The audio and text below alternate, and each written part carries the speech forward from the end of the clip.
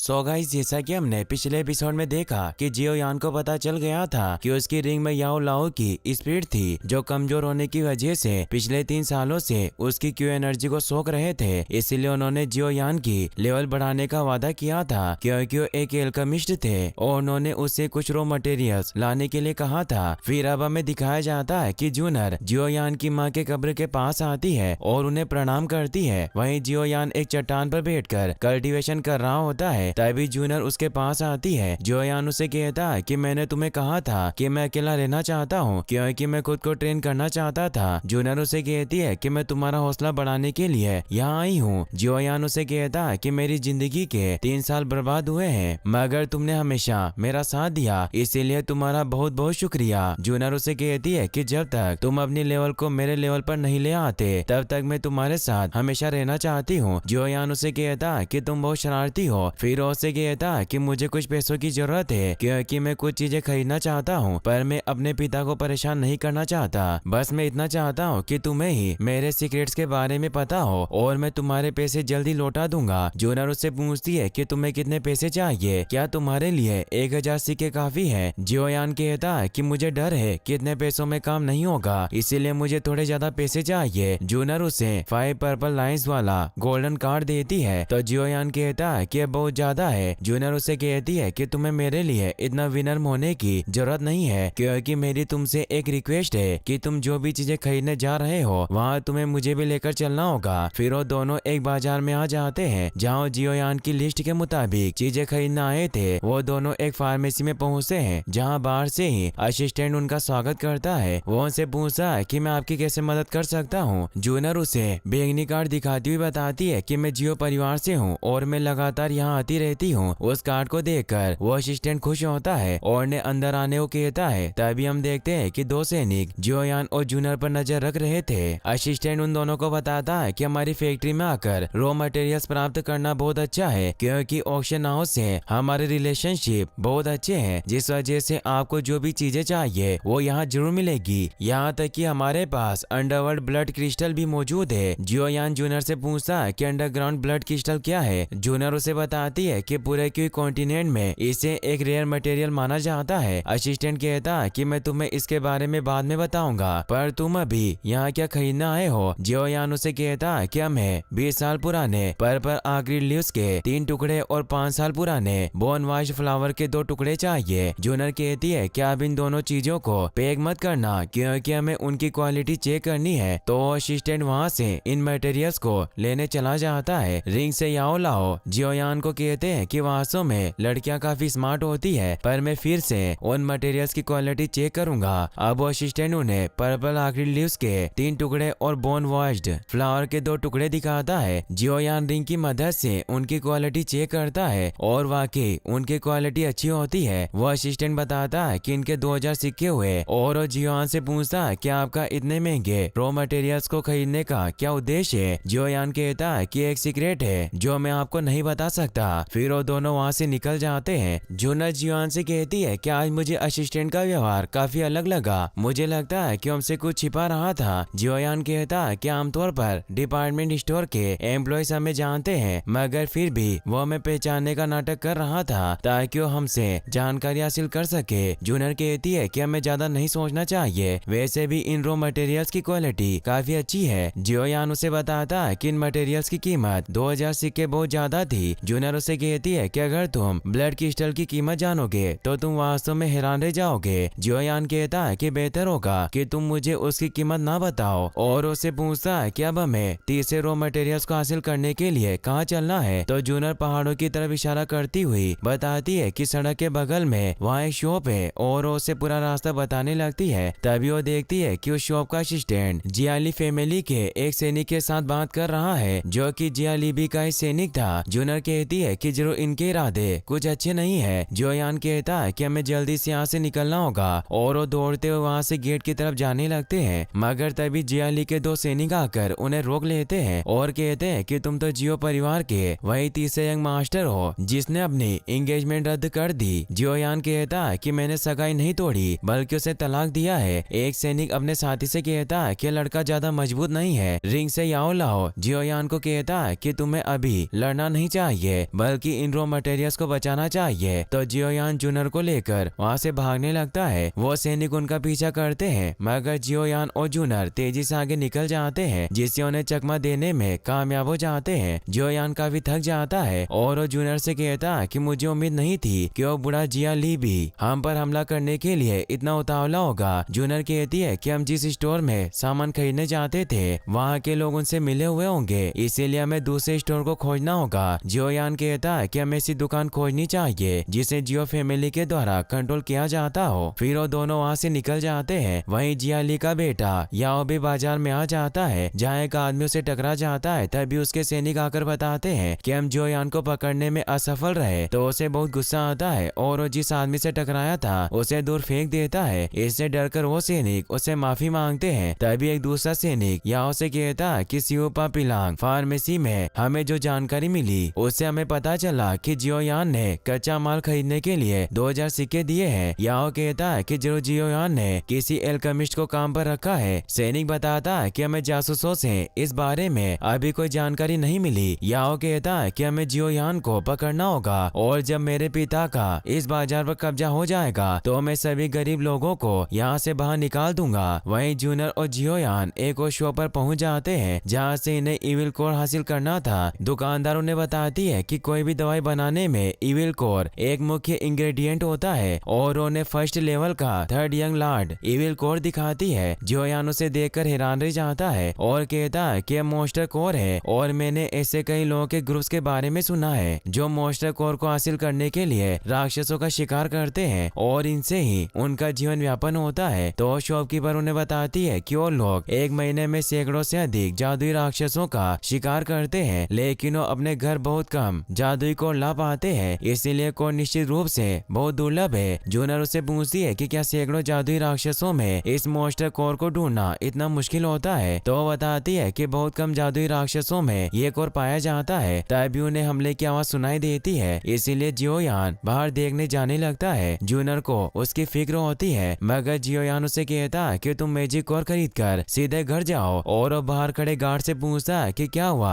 तो वो बताता है कि जियाली के परिवार के 2 सैनिक लोगों को परेशान कर रहे हैं। तो जियोयान उसे कहता है कि तुम हमारे गार्ड को इस बारे में रिपोर्ट करो, मैं उन्हें देखने जाता हूँ और उस तरफ निकल जाता है। वहीं जियाली के वो 2 सैनिक एक जगह बैठे बातें कर रहे होते हैं। वो कहते हैं कि हमारा शिकार आने में बहुत देर लगा रहा है, अगर वो जल्दी नहीं आया तो यहाँ जियो परिवार के सैनिक आ जाएंगे। दूसरा सैनिक कहता है कि वो जियोयान जरूर आएगा और वो वॉशरूम जाने लगता है। तभी जियान एक पोस्टर को वहाँ बैठे उस सैनिक के ऊपर गिरा देता है और उसे पकड़ लेता है। फिर वो वॉशरूम में गए हुए सैनिक को भी पकड़ने जाता है मगर वो पहले ही वहाँ पर आ जाता है और वो के सैनिक भी आजाद हो जाता है। वो दोनों जियोयान को घेर लेते हैं तो जियोयान वहाँ से भागने लगता है। वो सैनिक जियोयान पर हमला करने की कोशिश करते हैं मगर वो उनके वार से बचता हुआ भागने लगता है। मगर याओ भी वहाँ मौजूद था जो अपनी पावर से जियोयान को पकड़ लेता है और से कहता है कि मुझे लगता था कि यंग मास्टर तुम्हारे पास कोई सीक्रेट स्किल होगी, पर तुम्हारे पास बहुत कम पावर है। अगर तुम मेरी पावर का सामना नहीं कर सकते तो तुम नालन को कैसे हरा सकते हो, और उसे दूर फेंक देता है। मगर तभी वहाँ जूनर आ जाती है जो एक पोस्टर की मदद से जियोयान को बचा लेती है। याओ जूनर से कहता है कि तुम यहाँ से चली जाओ और अगर तुम चाहो तो तुम मेरी वाइफ बन सकती हो, मैं तुम्हारे साथ अच्छे से पेश आऊंगा। जियोयान को इससे गुस्सा आता है और वो कहता है कि जूनर के साथ तुम्हारी फ्लर्ट करने की हिम्मत कैसे हुई। याओ से कहता है कि जितनी मेरे पास पावर है उस हिसाब से मैं जूनर से शादी कर सकता हूँ। जूनर उसे कहती है कि कौन लड़की तुमसे शादी करना चाहेगी। तभी वहाँ जियो फैमिली के गार्डियंस आने लगते हैं, इसीलिए सैनिक याओ से कहते हैं कि हमें यहाँ से निकलना होगा। तो याओ अपने साथियों के साथ निकल जाता है। वो अपने पिता के पास जाकर उन्हें बताता है कि हमने बाजार में गड़बड़ी की, मगर फिर भी यूनलेन सेक्शन ने कोई रिएक्शन नहीं दिया। जियोली कहता है कि इसका मतलब दोनों एक दूसरे से अलग हो गए। याओ बताता है कि जियोयान बहुत मूर्ख है, वो एक एल्केमिस्ट की मदद ले रहा है मगर फिर भी वो कमजोर है, इसीलिए हमारे लिए खतरा नहीं हो सकता। जियाली भी कहता है कि अगर जियोयान एक एल्केमिस्ट की मदद ले रहा है तो ये हमारे लिए खतरनाक साबित हो सकता है, क्योंकि अभी जियोयान नालन को नहीं हरा सकता, लेकिन अगर उसने एक एल्केमिस्ट की मदद ली तो मजबूत हो सकता है, जिससे जियो परिवार शक्तिशाली हो जाएगा। याओ अपने डेट से पूछता है कि हमें क्या करना चाहिए। जियोली भी कहता है कि हमारे पास एक ही समाधान है कि हमें प्रॉब्लम को जड़ से ही खत्म करना होगा। वहीं हम जियोयान को उसके घर पर देखते हैं याओ लाओ जियो यान के द्वारा लाए हुए रॉ मटेरियल से मेडिसिन बनाने लगता है। वो अपने हाथों से डूची के फ्लो को बाहर निकालता है जो सॉलिड स्टेट में था। यह देखकर जियो यान हैरान होता है और ने कहता है कि ऐसा तो मेरे पिता भी नहीं कर सकते। याओ लाओ से बताता है कि मैं तुम्हें ऐसा करने की वर्क स्टेप बताऊंगा और तुम्हें याद रखना होगा कि डूची को कैसे कंट्रोल करना है। फिर वो उन तीनों मटेरियल्स को मिलाकर एक मेडिसिन बनाने लगते हैं और उसे एक दवाई में डाल देते हैं। जियो यान उन्हें कहता है कि सप्लीमेंट मेंटल स्ट्रेन प्रॉब्लम को सॉल्व कर सकता है मगर यह बहुत डिफिकल्ट लगता है। याओ लाओ से बताते हैं कि तुम्हें जल्दबाजी करने की कोई जरूरत नहीं है, तुम्हें एक नए सिरे से शुरुआत करनी होगी। तो जियो यान भी कोशिश करके डूची के सॉलिड स्टेट को अपने हाथ से बाहर निकाल लेता है। इससे याओ लाओ हैरान होते हुए कहते हैं कि तुम वास्तव में सॉलिड फायर को रिलीज कर सकते हो और उससे पूछते हैं कि तुम लेवल 3 डू एनर्जी के साथ सॉलिड फायर को रिलीज कर रहे हो। तुम्हें अपने हाथों पर डूची पावर को इकट्ठा करना होगा। जियो यान उसे महसूस कर पाता है। याओ लाओ कहते हैं कि तुम्हें अपनी हथेली के सेंटर पर फोकस करना होगा। जियो यान जब ऐसा करता है तो और ज्यादा सॉलिड फायर निकाल पाता है। याओ लाओ कहते हैं कि मैंने जितना सोचा था तुम उतनी सॉलिड फायर नहीं निकाल पा रहे हो, पर फिर भी तुम काफी अच्छी स्टेज पर पहुंच चुके हो। जियो यान इससे थक जाता है, इसीलिए याओ लाओ से आराम करने को कहते हैं। तभी जियो यान को चक्कर आने लगते हैं और उसे खून की उल्टियां हो जाती है। याओ लाओ को कुछ समझ नहीं आता। जियो यान को बहुत दर्द होने लगता है और वो नीचे लेट जाता है। याओ लाओ कहते हैं कि हम सिर्फ प्रैक्टिस कर रहे थे, तुम्हारा इतना बुरा हाल कैसे हो सकता है। अब वो जियो यान को अपनी पावर से ठीक करने लगते हैं। जियो यान बेहोश हो जाता है। याओ लाओ कहते हैं कि इस पावरफुल लड़के का भाग्य बहुत बेकार है और अब वो जियो लाओ के अंदर अपनी पावर डालने लगते हैं और कहते हैं कि अब मेरा फ्यूचर तुम पर डिपेंड करता है, इसीलिए मैं तुम्हें ठीक करने का अवसर ले रहा हूँ जिससे मैं तुम्हारी डूची का लेवल 4थे स्तर तक बढ़ा दूंगा। और वो अपनी पावर से उसका लेवल बढ़ाने लगते हैं जिससे वहाँ एक तेज रोशनी निकलती है। फिर हमें अगले दिन ऑक्शन हाउस को दिखाया जाता है जहाँ सभी लोग इकट्ठा होते हैं क्योंकि अगले सप्ताह वहाँ नीलामी होने वाली थी, इसीलिए लोग वहाँ टिकट लेने आए थे और वो सभी लोग अपनी अपनी सीटें बुक करवाने लगते हैं। वहाँ जान जियो का साथी एल्डर भी स्पेशल पोजीशन के लिए टिकट लेने आता है। वहाँ उसे पता चलता है कि स्पेशल पोजीशन को जिया ली भी और एओबा परिवार ने भी बुक किया है। वो ये बात बाहर जाकर जान जियो को बताता है, इससे उन्हें गुस्सा आता है। वहीं हम ऊपर रूम में एक लेडी को देखते हैं जो इस ऑक्शन हाउस की मैनेजर थी। उसका नाम याफे होता है, जिसे एक आदमी आकर बताता है कि इस बार ऑक्शन में तीनों बड़े परिवार आने वाले हैं। याफे उसे वहाँ से जाने को कहती है और वो सोचती है कि उन बड़े परिवारों के बीच कंपटीशन बहुत इंटेंस होने वाला है और अगर हम न्यूट्रल रहे तो हम अच्छा मुनाफा कमा सकते हैं। वहीं हम जियो यान को देखते हैं जो मोमोज खा रहा होता है। याओ लाओ से कहता है कि मेरे शिष्य आराम से खाओ वरना तुम्हारा दम घुट जाएगा। जियो यान कहता है कि मैं कुछ दिनों तक बेहोश रहा और मैं सॉलिड फायर पर काबू नहीं कर पाया, इसीलिए मुझे अपने फेलियर के लिए खाना खाना चाहिए। याओ लाओ कहते हैं कि बेशरम लड़के, जब तुम ट्रेनिंग ले रहे थे तब तुम लगभग मौत की कगार पर थे और तुम्हारा बहुत खून बहा, पर मैंने तुम्हारी जिंदगी बचाई और मैंने तुम्हें लेवल 4 पर पहुंचने में मदद की। जियो यान इससे खुश होता है कि मैं लेवल 4 पर पहुंच गया हूं और याओ लाओ को कहता है कि आप बहुत अच्छे हैं। याओ लाओ कहते हैं कि कुछ भी नहीं है और उसे अपनी पावर से एक मोमो हवा में उठाकर दिखाते हैं। जियो यान पूछता है कि कौन सी स्किल है। याओ लाओ बताते हैं कि इनसिग्निफिकेंट स्किल वैक्यूम टेक्निक है। तभी याओ लाओ को उस मोमो के गर्म होने की वजह से दर्द होने लगता है। तो जियो यान उन्हें कहता है कि एक आत्मा आग पैदा कर सकती है लेकिन वो हीट से डरती है। तभी उसे पाम टेक्निक के बारे में कुछ याद आता है कि जब वो बाजार में गया था तब रास्ते में याओ लाओ ने उसे एक धातु का टुकड़ा खरीदने को कहा था और बताया था कि इस टुकड़े में डूची की पाम वैक्यूम टेक्निक शामिल है जिसका यूज मैं तुम्हें समय आने पर सिखा सकता हूँ, इसीलिए उसने उसे खरीद लिया था। जियो यान उस टुकड़े को देखकर सोचता है कि मैं इसके बारे में भूल ही गया था और वो याओ लाओ से कहता है कि तुमने कहा था कि तुम मुझे पाम टेक्निक सिखाओगे, इसीलिए तुम्हें अपनी बात रखनी होगी। याओ लाओ कहता है कि मैं तुम्हें नहीं सिखा सकता जब तक कि तुम मुझे मास्टर नहीं कहते। तो जियो यान एक मोमो को आगे करके मास्टर कहता है जिससे याओ लाओ से पाम टेक्निक सिखाने के लिए मान जाता है, मगर जियो यान उन्हें बताता है कि मैंने आपको मास्टर नहीं कहा बल्कि मैंने तो इस मोमो को कहा था। इससे वो गुस्सा होते हैं मगर वो खुद को शांत कर लेते हैं और मोमो के मसाले को बाहर निकाल कर उसे बताते हैं कि पाम टेक्निक सीखने के बाद जब तुम मास्टर बनोगे तो तुम 1 टन से भी ज्यादा वजन के पत्थर को उठा सकते हो और अगर तुम उस पत्थर से अपने दुश्मन को मारो तो एक भयानक स्थिति बन सकती है और तुम्हारे दुश्मन का खून पूरी तरह से बह सकता है। जियोयान कहता है कि जल्दी मुझे ये टेक्निक सिखाओ। याओ लाओ उस मेटल प्लेट को ले लेते हैं और उसे कहते हैं कि plate palm of the vacuum technique के लिए बहुत उपयोगी है, इसीलिए तुम बहुत भाग्यशाली हो। इस प्लेट में कई पाम आर्ट्स है, साथ ही पाम फायर विंड की पावर भी। फिर वो पाम फायर विंड से एक पॉट को खत्म कर देते हैं। इससे जियोयान खुश होता है और ने कहता है कि मास्टर मुझे ये सब कुछ सिखाओ। याओ लाओ कहते हैं कि तुम्हें इतनी जल्दबाजी नहीं करनी चाहिए। जब तुम इन दोनों पाम टेक्निक के मास्टर बन जाओगे तो मैं तुम्हें एडवांस पाम लेवल टेक्निक सिखाऊंगा। जियोयान खुश होता हुआ पूछता है कि उस टेक्निक का क्या नाम है। याओ लाओ कहते हैं कि अभी के लिए एक रहस्य है। फिर हम देखते हैं कि जियोयान वैक्यूम पाम टेक्निक को सीखने की कोशिश करने लग जाता है, मगर वो पावर अभी काम नहीं करती। जियोयान जियो फैमिली के प्रैक्टिस एरिया में पहुंचता है जहां जूनर जियो निंग के साथ फाइट कर रही होती है। जियोयान भी उनका मैच देख रहा होता है। जूनर उसे यहाँ देखकर खुश होती है और जियो निंग पर हमला करके उसे दूर गिरा देती है। जियोयान जूनर के पास आता है और से कहता है कि हमें मिले हुए कई दिन हो गए। जूनर को एहसास होता है कि वो लेवल 4 पर पहुंच गया है, इसीलिए उससे कहती है कि तुम स्तर 5 पर पहुंच गए। तुमने अकेले छिप छिप कर अभ्यास किया और जब तुम मेरे साथ नहीं थे मुझे काफी बोरिंग फील हुआ, इसीलिए मैं यहाँ खेलने आ गई। निंग जियोयान से कहता है कि तुम यहाँ क्या कर रहे हो। जूनर उसे कहती है कि ये यहाँ क्यों नहीं आ सकता। जियोयान अभी भी परिवार का हिस्सा है। जियोयान जूनर के कंधे पर हाथ रखता है जिससे निंग गुस्सा होकर वहाँ से चला जाता है। जूनर यहाँ से कहती है कि भले ही तुम लेवल 4 पर पहुंच चुके हो पर तुम निंग जैसे लड़के से नहीं लड़ सकते जो लेवल 8 पर है, इसीलिए तुम्हें कुछ दूसरी टेक्निक में महारत हासिल करनी होगी। और उसे एक स्क्रॉल निकाल कर देती है जिसमें रॉक क्रशिंग पाम टेक्निक थी, इसीलिए जियोयान को बताती है कि लेवल 4 के लोगों के लिए बहुत यूजफुल है, इसीलिए तुम्हें इसकी प्रैक्टिस करनी चाहिए। जियोयान उसे धन्यवाद देता है और कहता है कि मैं इसे जरूर सीखूंगा।